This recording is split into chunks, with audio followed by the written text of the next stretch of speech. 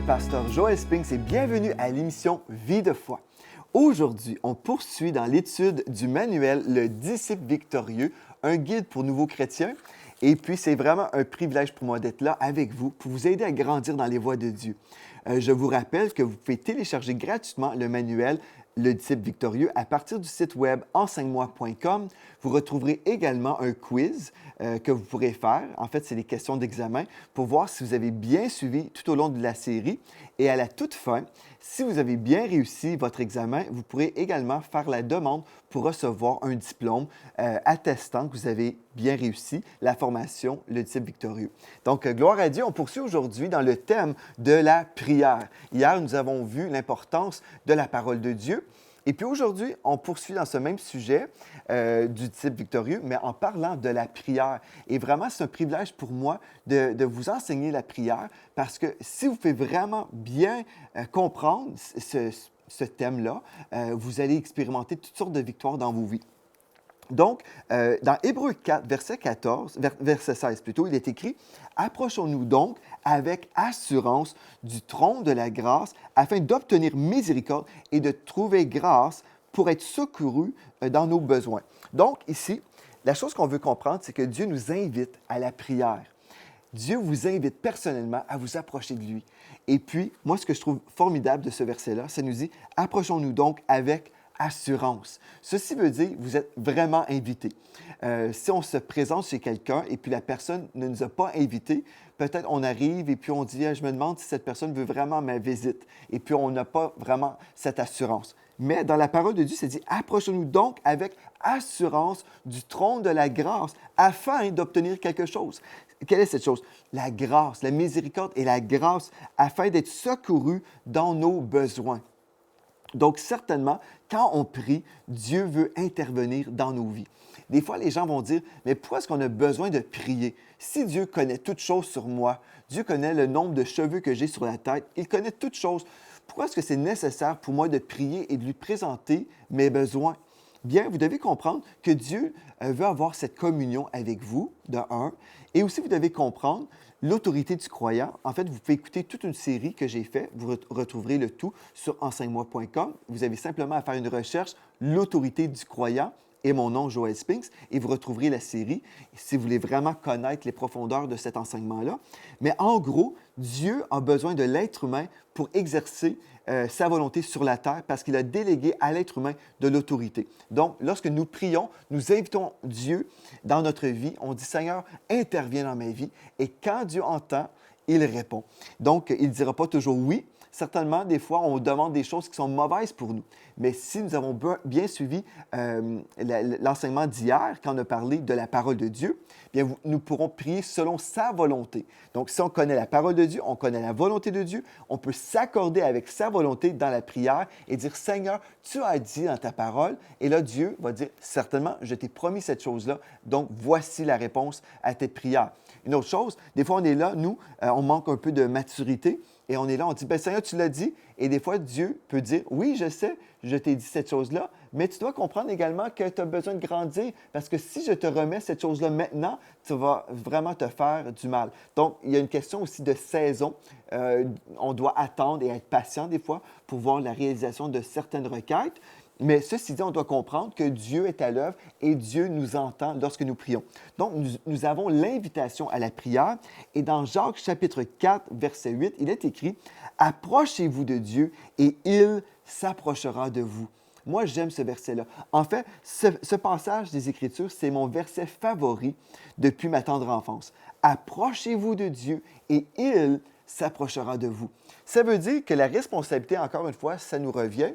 On doit s'approcher de Dieu et il s'approchera de nous.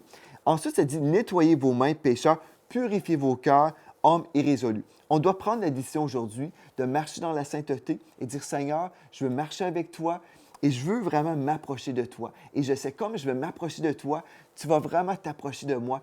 Dans ma vie, tu vas me diriger, tu vas me conduire dans le vert pâturage et puis vraiment, c'est pour mon bien. » Donc, Dieu vous invite à la prière. N'est-ce pas merveilleux? Une autre chose, bon, OK, on comprend, Dieu m'invite à la prière, mais si vous êtes un nouveau chrétien, ou même peut-être un chrétien depuis plusieurs années, vous êtes là et vous dites, oui, mais j'ai du mal à prier. Peut-être c'est parce que vous priez d'une façon anti-biblique ou peut-être vous n'avez pas compris qu'il y a toutes sortes de types de prières. Je crois vraiment que ça va vous aider aujourd'hui, ce qu'on va voir ensemble. Donc, comprenez. Donc, vous êtes invité à la prière, mais il y a aussi des types de prières.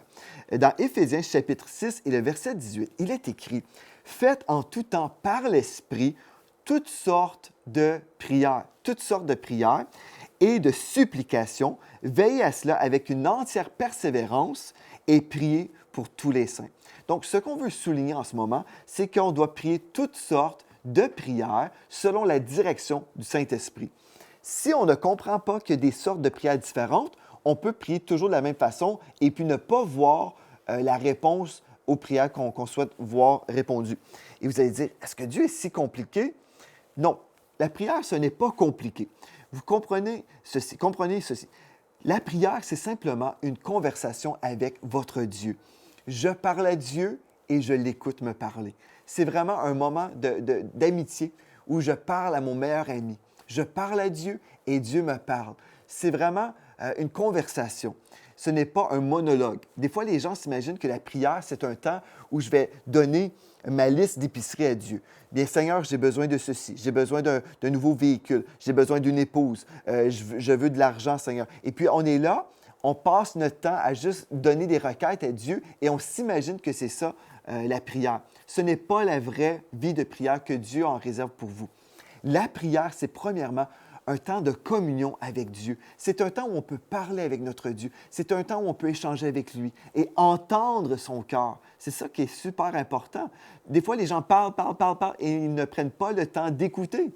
Si vous n'écoutez pas quand Dieu vous parle, vous ne priez pas. Vous parlez, mais vous avez besoin de comprendre que la prière, vraiment, c'est un temps de communion. Et on n'est pas là dans une communion solo, on est avec notre Dieu. Donc, diverses sortes de prières. Vous comprenez ça aujourd'hui? OK, et vous allez comprendre pourquoi. Ce n'est pas pour être compliqué, ce n'est pas pour nous truquer, mais Dieu veut qu'on comprenne qu'il y a des sortes de prières différentes parce qu'on a des besoins différents. Et vous verrez pourquoi, vers la fin de cette émission, ça deviendra vraiment clair pour vous et vous allez être encore plus équipés pour affronter la vie. Amen, parce que vous pourrez prier avec foi. Donc, on a mentionné dans ce même texte des supplications. C'est quoi ça, des supplications? Est-ce que c'est « Oh Seigneur, à l'aide! » Bien, peut-être dans certains cas, mais quand on parle de supplication, nous parlons ici d'une prière qui vient du cœur, une prière fervente de foi. Donc, les supplications, c'est une demande de prière faite avec instance et soumission. Donc, on va se soumettre à Dieu, mais on va avoir cette ferveur dans notre prière. Ce ne sera pas « Ah, Seigneur, si tu le veux ». Non, mais on est vraiment convaincu et puis on supplie le Seigneur. Dans Philippiens 4:6, il est écrit « Ne vous inquiétez de rien, mais en toute chose, faites connaître vos besoins à Dieu par des prières et des supplications avec des actions de grâce. » Donc, on prie, on dit « Seigneur, j'ai besoin de telle chose. » Et puis là, on a vraiment cet esprit fervent avec nous. Lorsqu'on prie, on est vraiment animé de cette ferveur. On est dans la foi. Et là, puisqu'on est dans la foi, on va prier et on va remercier le Seigneur pour l'exaucement. Parce que ça nous dit avec action de grâce. Donc, quand on est dans la foi, déjà, on saisit par la foi notre provision. Et puis là, on rentre dans la reconnaissance. Ça, c'est merveilleux. Donc, les supplications. Et puis, ensuite, il y a les prières d'intercession. Okay? C'est une autre sorte de prière. Quand on va intercéder, la définition, c'est lorsque l'on prie dans l'intérêt de quelqu'un. Donc, on ne prie pas pour soi-même, on prie pour quelqu'un d'autre. Et puis, c'est encore une fois dirigé par le Saint-Esprit. L'Esprit de Dieu nous dirige dans cette prière pour quelqu'un d'autre. Peut-être on n'est même pas au courant d'une certaine situation, mais l'Esprit de Dieu dépose sur nous un fardeau pour quelqu'un et on se met à prier, on intercède pour cette personne. Et puis on retrouve plusieurs versets, mais on va lire dans 1 Timothée chapitre 2, versets 1 et 2. Il est écrit « J'exhorte donc avant toute chose à faire des prières, des supplications, des requêtes, des actions de grâce pour tous les hommes. » Verset 2, « Pour les rois et pour tous ceux qui sont élevés en dignité, afin que nous menions une vie paisible et tranquille en toute piété et honnêteté. » Donc, on peut prier pour tous les hommes, entre autres les leaders. Par exemple, vous pouvez prier pour votre gouvernement, comme ici au Canada, on va prier certainement pour le premier ministre, pour les députés. On va prier pour les dirigeants de notre pays. Donc, on va intercéder pour eux. Certainement, on va prier pour leur salut, qu'ils puissent être sauvés, parce que s'ils ont vraiment le miracle, s'ils vivent le miracle de la nouvelle naissance, ils vont pouvoir bien diriger, certainement. Donc, on va intercéder. Peut-être vous connaissez quelqu'un à l'Église qui est malade, vous pouvez prier pour eux et vraiment intercéder selon la direction du Saint-Esprit. Et donc, on va passer de la prière d'intercession et là maintenant, la prière d'identification, où on va s'identifier avec des gens. C'est important. Si on a le cœur de Dieu, on va vraiment comprendre ce que la personne vit. Et dans Romains 12, verset 15, il est écrit « Réjouissez-vous avec ceux qui se réjouissent, pleurez avec ceux qui pleurent. » Donc, la prière d'identification, c'est lorsque l'on s'identifie à quelqu'un dans la prière et puis quelqu'un vit quelque chose de difficile. Bien, vous pouvez prier vraiment et vous identifier à leur état. Quelqu'un vient de perdre quelqu'un. Admettons, vous avez un frère dans le Seigneur qui a perdu son épouse, elle est décédée. Bien, vous allez vous identifier à son chagrin et vous allez prier avec le cœur de Dieu. Vous allez vous identifier à cette personne-là et puis vous allez vraiment prier. Encore une fois, c'est une forme d'intercession dans ce cas-là. Vous allez intercéder, mais vous allez vous identifier et vraiment prendre sur vous cette requête comme étant une requête personnelle. Et vous allez prier, Seigneur, que ta grâce vienne sur cette personne. Et je m'identifie à cette personne dans son besoin. Il y a aussi les prières de consécration. Les prières de consécration. C'est lorsque l'on se dédie à Dieu pour recevoir sa direction quand sa volonté est incertaine. C'est tellement important maintenant. Vous devez vraiment saisir cette sorte de prière, la prière de consécration. Pourquoi? Bien, parce qu'on retrouve toutes sortes de désordres dans le corps de Christ. Parce qu'on prie cette prière-là lorsque la parole de Dieu est très, très claire et explicite. J'ai entendu des gens prier, par exemple, Seigneur, guéris mon frère du cancer, si c'est ta volonté. Donc, on a pris la prière de consécration et on l'a appliquée là où la parole de Dieu était déjà connue. On fait fausse route. On fait fausse route. Parce que oui, il y a un moment où on peut prier ce type de prière si c'est ta volonté, quand on ne connaît pas la volonté de Dieu. C'est important. Mais quand la parole de Dieu est exprimée clairement dans la Bible, bien, on devrait tout simplement s'accorder avec la parole de Dieu. Mais ici, les prières de consécration, c'est lorsque nous ignorons la volonté de Dieu. Par exemple, vous savez que Dieu vous appelle à fréquenter telle université, OK? Ou l'université tout court. Mais vous êtes dans l'ignorance par rapport à l'école en particulier. Vous êtes là, vous dites, bien, je sais que Dieu veut que je me forme pour devenir médecin. OK? Vous êtes là, je veux devenir médecin. Et puis, vous savez que vous devez fréquenter une école, mais là, vous êtes dans le doute. Seigneur, est-ce que tu veux que je fréquente l'université McGill ou est-ce que tu veux que je fréquente l'université de Montréal? Donc, vous êtes incertain, donc vous allez prier à ce moment-là la prière de consécration. Seigneur, que ta volonté s'accomplisse dans ma vie. Vous êtes là, vous êtes en train de prier, vous voulez recevoir la direction de Dieu.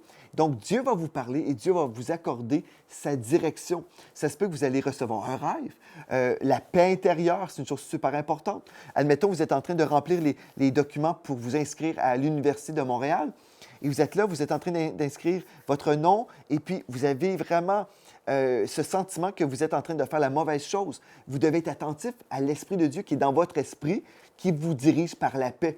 Quand vous n'avez pas la paix, c'est une façon que Dieu peut vous parler. Vous pourrez écouter en fait un enseignement que j'ai prêché qui s'appelle « La direction de Dieu pour votre vie ». Si vous avez besoin d'avoir la direction de Dieu, vous êtes dans cette recherche en ce moment, écoutez cette prédication et vous recevrez vraiment de l'aide à ce niveau-là pour décortiquer la volonté de Dieu. Mais tout simplement ici, pour revenir à notre enseignement d'aujourd'hui sur la prière, les prières de consécration, c'est quand vous doutez ou vous êtes incertain de la volonté de Dieu. Donc, vous êtes là, vous priez, et l'Esprit de Dieu va se révéler à vous, peut-être même par une parole prophétique, peut-être par un songe, peu importe la façon, Dieu va se révéler à vous. C'est à ce moment-là que vous allez prier, « Seigneur, que ta volonté s'accomplisse. Pas ma volonté, mais la tienne, Seigneur. » Et là, Dieu peut vous dire, c'est l'université McGill, par exemple. Ou, Seigneur, est-ce que je dois marier cette femme? Dieu va vous dire, oui, c'est elle, votre épouse. Donc, voilà. Ça, c'est une sorte de prière. Et puis, maintenant, la prière de la foi. Donc, vous voyez des sortes de prières différentes. Et c'est important parce que si on se mélange, bien, finalement, ce qui va se produire, on va prier, on va gaspiller beaucoup de salive et Dieu ne pourra pas répondre. Même si vous êtes super fervent et vous dites, oh Seigneur, guéris mon frère du cancer, guéris mon frère du cancer, et vous êtes fervent, fervent, mais vous rajoutez, si c'est ta volonté, à ce moment-là, cette prière est annulée. Peu importe la sueur que vous avez eue, vous étiez là convaincu que vous étiez en train de prier avec ferveur, mais finalement, puisque vous n'étiez pas dans la foi, vous ne connaissiez pas la volonté de Dieu, Dieu ne peut pas répondre à cette sorte de prière-là. Parce que Dieu va dire, bien, tu as simplement à ouvrir ta Bible. Dans le psaume 103, verset 3, il est écrit qu'il guérit toutes nos maladies. Donc, vous avez simplement à réclamer la provision dans la parole. Donc, ne priez pas comme ça si c'est ta volonté. C'est à vous de connaître la volonté de Dieu. Mais, si je reviens à l'illustration de l'université que vous allez fréquenter, ce n'est pas écrit que Joel Spinks doit fréquenter l'université Bishops, par exemple. Je dois prier et être consacré et Dieu va me parler. Vous suivez, j'espère. OK, la prière de la foi maintenant, c'est une prière fondée et établie là où la volonté de Dieu est établie ou connue. Donc, la prière fondée et établie là où la volonté de Dieu est connue. Vous allez dire, mais comment faire? Bien, je viens de vous le dire. Vous allez prendre un passage des Écritures, une promesse de Dieu. Vous allez voir, par exemple, vous avez des problèmes financiers. Quelqu'un qui ne comprend pas bien les types de prières, quelqu'un peut dire, « Ah, Seigneur, entreprends pour mes finances si c'est ta volonté. » Et là, vous verrez que la parole de Dieu nous dit qu'il pourvoit à tous nos besoins selon sa richesse avec gloire en Jésus-Christ. Donc, si il pourvoit à tous mes besoins, je connais sa volonté. Il veut pourvoir à mes besoins, il ne veut pas ma faillite. Donc, vous connaissez la volonté de Dieu. Donc, vous pouvez prier la prière de la foi pour vos finances, par exemple. Donc, votre épouse et vous, admettons, ou votre mari, peu importe, vous pouvez vous accorder et ensuite prier la prière d'un seul accord. Donc, on rentre dans une autre sorte de prière. Mais premièrement, la prière de la foi, vous devez connaître la volonté de Dieu. OK? Je vous donne un verset, Jacques chapitre 5, versets 13 à 16. Il est écrit, « Quelqu'un parmi vous est-il dans la souffrance? Qu'il prie. Quelqu'un est-il dans la joie? Qu'il chante des cantiques. Quelqu'un parmi vous est-il malade? Qu'il appelle les anciens de l'Église et que les anciens prient pour lui en loignant d'huile au nom du Seigneur. La prière de la foi sauvera le malade, parce que la volonté de Dieu est connue. Et le Seigneur le relèvera, et s'il a commis des péchés, il lui sera pardonné. Confessez donc vos péchés les uns aux autres et priez les uns pour les autres, afin que vous soyez guéris. La prière fervente du juste a une grande efficacité. » Donc, vous voyez, la prière de la foi sauvera le malade, parce que nous prions selon la volonté de Dieu. Et puis, vous pourrez retrouver d'autres passages de la parole de Dieu dans le disciple victorieux que vous pouvez télécharger sur enseigne-moi.com. Donc, maintenant, on connaît la volonté de Dieu, on a pris la prière de la foi, mais vous dites, « Ah, mais je veux m'accorder avec quelqu'un, je veux m'accorder dans la prière. » Bien, vous pouvez prier la prière d'un seul accord. La prière et la volonté de Dieu, la foi et la volonté de deux croyants s'unissent dans la prière afin de recevoir la provision divine sur la terre. Donc, je répète, la foi et la volonté de deux croyants s'unissent dans la prière afin de recevoir la provision divine sur la terre. Ça, c'est la prière d'un seul accord. Donc, on retrouve ce passage dans la parole de Dieu, dans Matthieu 18, versets 18 et 19. « Je vous le dis en vérité, tout ce que vous lirez sur la terre sera lié dans les cieux, et tout ce que vous délirez sur la terre sera délié dans le ciel. Je vous dis encore que si deux d'entre vous s'accordent sur la terre pour demander une chose quelconque, elle leur sera accordée par mon Père qui est dans les cieux. » Donc, si on prend, par exemple, le thème de la guérison divine, comme on a déjà mentionné, votre épouse, admettons, est malade, mais vous voulez vous accorder pour recevoir la guérison divine. Bien, faites la prière d'un seul accord. Vous allez dire, « Seigneur, tu as dit, par tes meurtrissures, nous avons été guéris. Mon épouse et moi, on s'accorde dans la foi maintenant. Nous recevons au nom de Jésus notre provision maintenant. » Vous recevez par la foi et là, vous louez le Seigneur pour la réponse. Amen. Donc ça, c'est une sorte de prière que vous devez prier et vous verrez des percées dans vos vies quand vous allez vous accorder dans la foi. Il y a la prière avec l'intelligence et par l'esprit. Une autre sorte de prière. Des prières avec l'intelligence, c'est quand vous priez dans votre langage. on peut dire en français, en anglais, peu importe votre langue maternelle, vous allez prier dans un langage intelligible. Donc, des prières des prières dont les facultés humaines naturelles peuvent comprendre et saisir. Donc, des prières avec l'intelligence, c'est très simple, vous comprenez ce que vous priez. Des prières par l'Esprit, des prières surnaturelles, poussées et inspirées par le Saint-Esprit, dont les facultés humaines ne peuvent saisir. Vous allez prier des prières que vous ne comprenez pas. Et il y a des gens qui vont dire, bien, OK, mais là, vous priez en langue. Vous priez en langue et puis vous ne comprenez rien. Est-ce que ça vaut la peine de prier comme ça? Bien, l'apôtre Paul a dit dans 1 Corinthiens 14, versets 14 et 15, « Si je prie en langue, mon esprit est en prière, mais mon intelligence demeure stérile. » C'est certain, je ne comprends rien quand je prie en langue. Que faire donc? Je prierai par l'esprit, mais je prierai aussi avec l'intelligence. Je chanterai par l'esprit, mais je chanterai aussi avec l'intelligence. Donc, il y a la place pour les deux. Je peux prier en esprit, je prie en langue, je ne comprends rien, mais mon esprit est en prière. Mon esprit prie des mystères. Et je peux prier aussi en anglais ou en français, peu importe la langue que je comprends.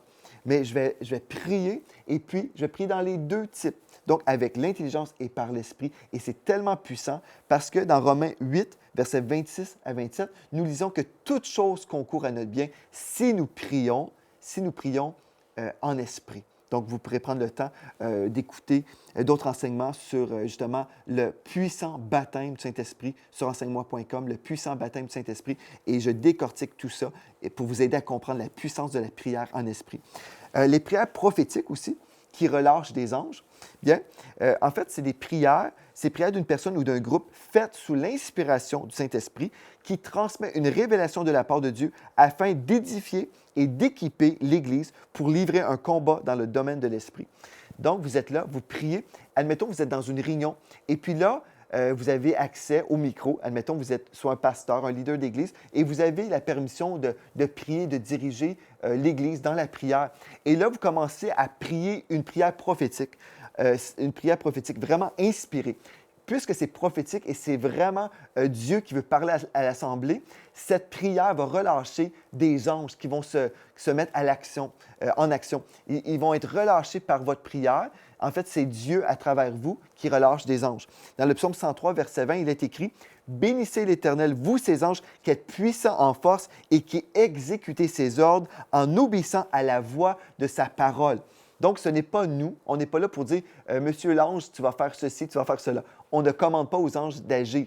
Mais si nous avons la parole de Dieu dans notre bouche, et comme nous prions sous l'inspiration du Saint-Esprit, les anges entendent la parole de Dieu et ils exécutent la volonté de Dieu. C'est une sorte de prière importante qu'on doit comprendre et l'Esprit de Dieu nous inspire et puis on voit des changements dans le monde surnaturel et qui se révèlent dans le monde naturel également. Donc, des prières prophétiques qui relâchent des anges, c'est merveilleux. Et on sait également dans Hébreux chapitre 1, verset 13 et 14 que les anges sont là, qui sont des esprits au service des saints, de ceux qui vont hériter le salut. Donc, ils sont là pour nous et on doit savoir comment prier et Dieu les relâche lorsque Dieu nous inspire, quand le Saint-Esprit nous inspire à prier ces prières prophétiques. Vous voyez toutes sortes de prières, là. Des fois, on est là, on s'imagine qu'il y a une seule sorte de prière, mais si on voit, comme on a vu au début de l'émission aujourd'hui, il y a toutes sortes de prières. Et si on peut les distinguer, on peut prier selon le cœur de Dieu et voir des percées et des exaucements. C'est ça qui fait toute une différence. Parce qu'il y a des gens qui prient, mais qui prient contraire à la volonté de Dieu. Ils prient d'une façon vraiment qui va à l'inverse de ce que Dieu a déclaré dans sa parole. Et puis on est là, on dit, mais pourquoi Dieu ne me répond pas? Bien, c'est parce que vous priez d'une façon anti-biblique. Mais si on comprend qu'il y a des sortes de prières différentes, on peut dire, bien là, je vais les comprendre et ça vient tout à fait naturellement.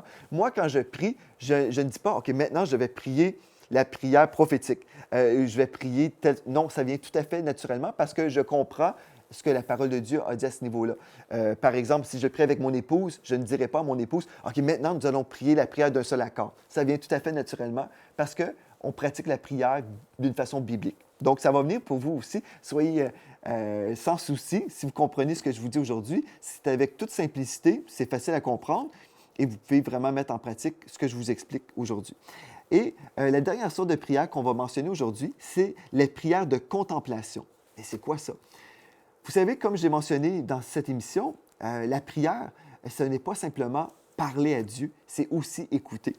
Et les prières silencieuses, moi je crois que c'est une sorte de prière qu'on doit comprendre. Les prières silencieuses d'un croyant qui médite sur la grandeur de Dieu et qui se rend disponible à entendre sa voix.